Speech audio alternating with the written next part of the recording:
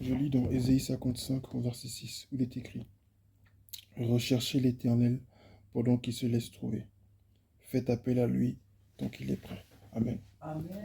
Recherchez l'Éternel pendant qu'il se laisse trouver. Faites appel à lui. Faites appel à lui tant qu'il est prêt. Ici, il y a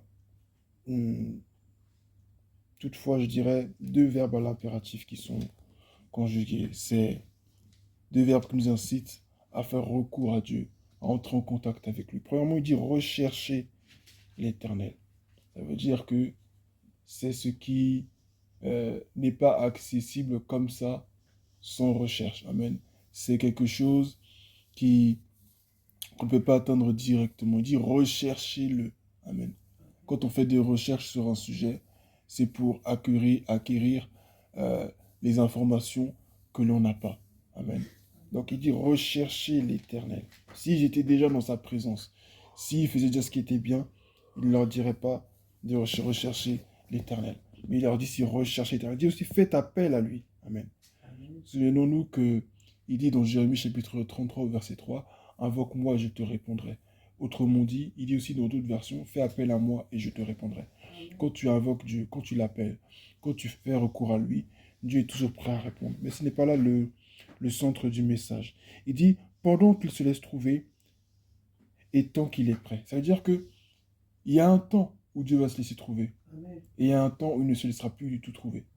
C'est-à-dire que ceux qui l'ont cherché pendant le temps de la grâce, amen, ceux qui l'ont cherché pendant le temps où Dieu se laissait trouver, eux, ils vont être dans sa présence. Mais ceux qui ne l'ont pas cherché pendant qu'il se laissait trouver, lorsqu'il ne se laissera plus trouver, ils ne pourront plus le trouver du tout. Et ça nous rappelle aussi la parabole des 10 vierges, dans les 5 sages et les 5 folles. Il y avait un temps où on devait se préparer, où elles devaient se préparer pour aller à la rencontre de l'époux. Il y avait un temps qui était là disponible, pendant lequel elles devaient se préparer et aller à la rencontre de l'époux.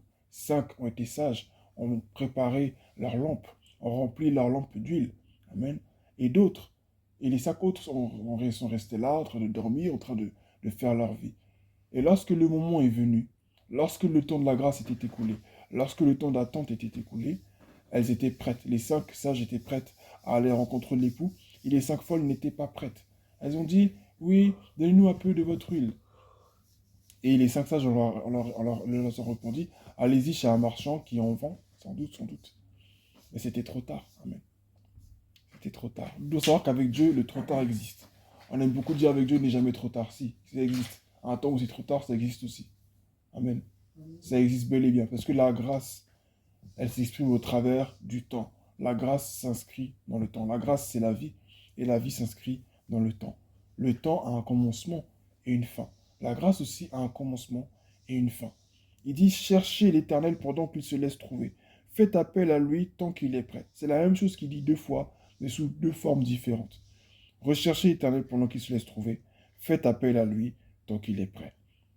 Il faut vraiment que nous recherchions l'Éternel, que nous prenions vraiment notre relation avec lui au sérieux. Il y a des jours comme ça où tu te réveilles le matin et puis tu n'as pas faim, tu n'as pas vraiment envie de manger, ou de regarder la télé, ou de recevoir des appels. C'est pas de toi-même que ça vient. Des fois, c'est le Saint-Esprit. Il veut que tu jeûnes, il veut que tu pries. Le Seigneur, pour que tu jeûnes, ne va pas toujours venir te dire, ma fille, ce mois-ci, je veux que tu pries. Non, tu peux ne pas avoir prévu de jeûner et Dieu peut t'introduire dans le jeûne. C'est lui qui nous invite dans sa présence. Nous devons l'écouter. Parce que dans le jeûne, Dieu veut réparer, Dieu veut transformer, Dieu veut révéler des choses. Et si nous ne sommes pas attentifs, nous allons passer à côté de beaucoup de choses. Comme disait la sœur que nous avons écoutée hier dans les témoignages de l'émission Sens, elle disait qu'en fait, elle rappelait que notre destinée avant tout commence dans la présence de Dieu. Nous sommes prêts à faire beaucoup de choses, à dépenser de l'argent, à aller voir des conseillers, à faire ceci, à faire cela. Mais notre destinée commence d'avoir la présence de Dieu, dans la présence de Dieu et avec la parole de Dieu, parce que sans Dieu, nous ne pouvons rien faire. Jésus a dit, sans moi, vous ne pouvez rien faire. Ce n'est pas juste une question d'aller évangéliser, d'aller prêcher, d'aller faire de délivrance, non. Mais on ne peut rien entreprendre du tout sans lui. Amen. Donc il faut qu'au lieu de chercher à entreprendre des choses, ou toutefois s'il y a une chose que nous devrions vraiment entreprendre de faire, c'est renouer avec le Seigneur. Amen. Chercher à vraiment le connaître, méditer en profondeur sa parole, développer notre relation avec lui, Parce que c'est là qu'ils vont nous donner des instructions. Moïse avait une mission, mais la mission, il l'a reçue où? Dans la présence de Dieu. Abraham a reçu sa mission, mais comment est-ce qu'Abraham a reçu sa mission? C'est dans la présence de Dieu. Et tous les hommes de la Bible sont tous passés par la présence de Dieu, et il a fallu que Dieu se révèle à eux pour qu'ils sachent ce qu'ils devaient faire. Le problème avec nous aujourd'hui, on veut trop réfléchir. On veut prendre nous-mêmes le taureau par les cornes, on veut tracer notre propre chemin. Non, mais moi, je dois faire ci. En fait, moi, quand je me regarde, j'ai tel don, donc je vais faire ci, je vais faire ça. Mais Dieu, il sait exactement qui tu es.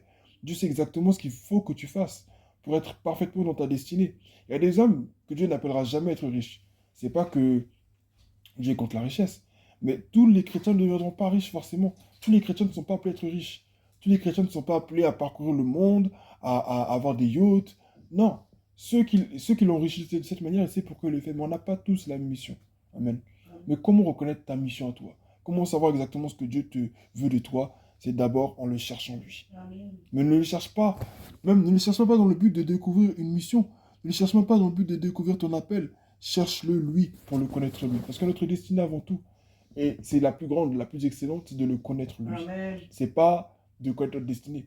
Lorsque tu t'approches de Dieu, lui qui a tracé un chemin pour toi, sache que ta destinée est plus importante pour lui que pour toi. Donc s'il veut te Amen. révéler quelque Amen. chose, mais il le fera. Il le fera. Il le fera. Beaucoup de chrétiens aujourd'hui sont dans l'ignorance malgré qu'ils méditent la parole, parce qu'ils ne laissent pas Dieu leur parler. Ils se contentent de connaître beaucoup de versets, beaucoup de choses, mais ils n'écoutent pas le Seigneur les parler. Amen. Il faut que nous recherchions Dieu. Il est temps vraiment que cette maison, que l'Église, à travers le monde, vraiment s'humilie devant son Créateur pour le rechercher. On a vu la première Église, comment elle était. Mais entre la première Église et aujourd'hui, c'est le jour et la nuit. C'est le jour et la nuit. Et il faut que l'Église aujourd'hui vive encore le Saint-Esprit. Et pour ça, Dieu veut qu'on le cherche. Et on doit savoir que cette recherche-là, elle est comptée. Amen. Amen. Et le temps est bientôt écoulé. Le temps arrive où plus personne, ceux en cas qui n'ont pas cherché Dieu, là, ne seront dans une confusion, mais sans égale. Parce qu'ils n'ont pas cherché Dieu quand il leur demandait. Le jugement de Dieu commence sur la terre. Ce ne sera pas devant le grand trône blanc que ça va commencer. Ça commence déjà sur la terre. Dieu va faire le tri entre ceux qui l'adorent et ceux qui ne l'adorent pas. Mais ceux qui l'adorent seront reconnus comment? Ce sont ceux qui auront une intimité avec lui. Recherchons l'Éternel pendant qu'il se laisse trouver. Faites appel à lui tant qu'il est prêt. Dieu est prêt. Dieu est vraiment prêt à nous révéler les choses. Dieu est vraiment prêt à nous parler. Dieu est prêt à nous utiliser. Mais est-ce que nous sommes prêts à le chercher? Est-ce que nous sommes prêts à laisser nos téléphones de côté? À laisser tout de côté pour lui le chercher? Est-ce que nous sommes prêts à lui obéir? À faire des choses qui paraissent insensées aux yeux du monde? Ne cherchons pas à être réalistes. La parole de Dieu n'est pas une parole réaliste selon le monde. Les hommes vont être, si les hommes de la Bible voulaient être réalistes, la Bible n'existerait pas. Parce qu'ils n'auraient pas fait tout ce qu'ils ont fait. Et il ne se serait pas interdit de faire ce que Dieu leur avait interdit de faire. Nous devons vraiment obéir au Seigneur. Amen. Et là, le premier acte d'obéissance que nous pouvons poser, c'est de le chercher lui. Amen. C'est pas autre chose. Dieu n'est pas compliqué, hein. Dieu n'est pas du tout compliqué, mais c'est nous qui sommes compliqués. C'est nous. Parce qu'on veut tracer notre propre chemin, parce qu'on veut mener notre vie. On ne veut pas laisser Christ vivre au travers de nous. Nous voulons que Christ suive nos principes. Nous voulons que Dieu nous suive. Nous ne voulons pas le suivre lui, nous voulons que lui nous suive. Et tant que nous voulons vivre comme ça, rien ne va se passer. Ne cherchons pas Dieu parce qu'on veut de l'argent. Ne cherchons pas Dieu parce qu'on veut qu'il ouvre des portes. S'il y a une porte qui doit être ouverte là, c'est la porte qui mène à sa présence. Amen. C'est cette porte-là que nous devons rechercher. Amen. La présence de Dieu. C'est ça que nous devons Alléluia. rechercher. Alléluia. Libérons nos cœurs de toute ambition humaine. Libérons nos cœurs, dépouillons nos âmes de toute ambition humaine. Parce que vous savez, beaucoup de personnes vivent dans des châteaux, mais devant Dieu, ces personnes-là, elles vivent dans la boue. Devant Dieu, ces personnes-là, elles vivent dans la boue. Nous ne vivons pas les gens de ce monde. Ils n'ont pas une meilleure vie que nous. Amen. Amen. Donc, recherchons ardemment le Seigneur. Il est temps que nous recherchons. C'est un appel. C'est un appel que Dieu nous lance ce matin. Amen. C'est un appel. Des fois, tu n'as pas faim dans la journée. Tu n'as pas envie de manger. Ça vient de Dieu. Ça vient directement de Dieu. Tu as des doutes, tu ne comprends rien. Au lieu de nous demander à nous ici dans la maison, tel frère ou telle sœur, qu'est-ce qui se passe? Va voir ton Créateur. Va voir ton Créateur. Lui, il sait de quoi il est question. Amen. Lui, il voit tout, il sait tout. Lui, il sait de quoi il est question. Va lui parler, il va te répondre. Donc, je vais m'arrêter là ce matin. Recherchez l'Éternel pendant qu'il se laisse trouver. Faites appel à lui tant qu'il est prêt. C'est le moment pour chacun de nous de rechercher le Seigneur. C'est le moment pour chacun de nous de réellement entrer devant... On peut prier tous ensemble, hein. C'est bien de prier ensemble. Mais il faut que chacun aille seul devant la face de son Dieu. Seul. Seul devant la face de son Dieu. Seul. Et là, Dieu va te parler. Moïse était sur la montagne et Dieu lui communiquait ses oracles. Il descendait et puis il parlait. Le Dieu que Moïse a connu sur la montagne n'est pas différent de celui qu'on adore aujourd'hui. La seule différence, c'est la disposition que nous avons, nous, vis-à-vis de ce Dieu. Dieu peut te faire entrer dans ta chambre pendant 40 jours, pendant 50 jours. Je ne dis pas, tu ne vas pas couper le soir, non. Mais pour te dire que Dieu peut faire des choses extraordinaires. Si au temps où Jésus n'était pas encore venu, il a fait 40 jours avec Moïse et d'autres, qu'est-ce qu'il ne veut pas faire alors après que Jésus lui soit venu? Donc, disposons-nous vraiment à chercher le Seigneur. Amen. Tout dépend de nous. Il n'y a pas de grand pasteur qui viendra ou de grand prophète qui viendra de loin pour prier pour toi. Parce que le Dieu qui a établi ce prophète-là, il vit à l'intérieur de toi. Amen. Amen. Donc recherchons vraiment Dieu. Disposons-nous réellement. En âme, en esprit, en âme, en conscience. Disposons-nous pleinement pour chercher Dieu. Et Dieu va accomplir de grandes choses. Il y a des prières qu'on n'aura pas besoin de faire ici. Parce que Dieu va se manifester puissamment. Amen. Amen. Amen. Que son nom soit béni. Amen.